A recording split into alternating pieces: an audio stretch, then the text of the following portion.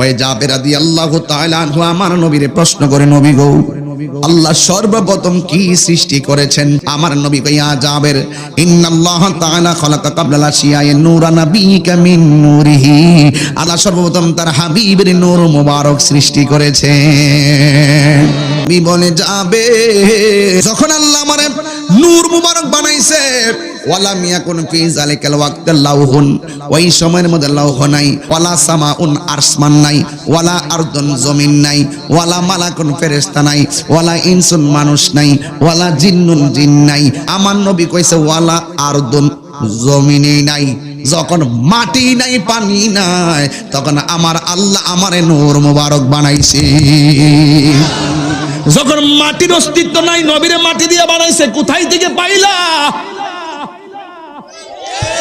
পরিষ্কার কথা।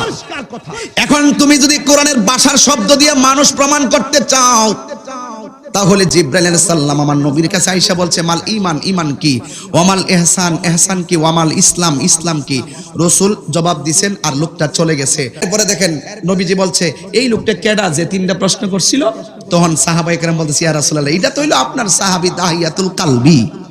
আমার নবীকে, না, এটা আমার সাহাবী দাহিয়াতুল কালবি না, এটা হলো হযরতে জিবরাইল। জিবরাইল কিসের তৈরি? তো নূরের তৈরি ফেরেশতাকে আল্লাহ পাঠাইছে কিসের শুরুতে? মানুষের শুরুতে। কিসের শুরুতে? তো এর লাগে জিবরাইল আজ পর্যন্ত কোনো মৌলবী এই মুহূর্তে দাহিয়াতুল কালবির সূরত ধরার কারণে মাটির বলতে পারছে? মাটির বলতে পারছে?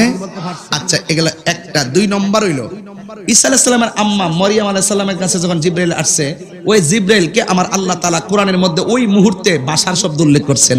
এখন বাশার শব্দ দিয়া যদি মানুষ হবে, তাহলে তো জিবরাইলকে মানুষ বলা উচিত।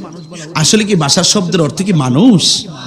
জিবরাইলকে আল্লাহ কোরআনে বাশার বলছে, মানে যদি নবীর ক্ষেত্রে বাশার পাইয়া নবীরে মাটির মানুষ কোন, তাহলে জিবরাইলের ক্ষেত্রে আল্লাহ কোরআনে বাশার বলছে এবং জিবরাইলকে একাধিকবার মানুষের সুরতে পাঠাইছে, তাহলে জিবরাইলকে মানুষ বলেন না কেন? তার মানে প্রমাণ হয়ে গেল আল্লাহ নূরকেও মানুষের সুরত ধরে পাঠাইতে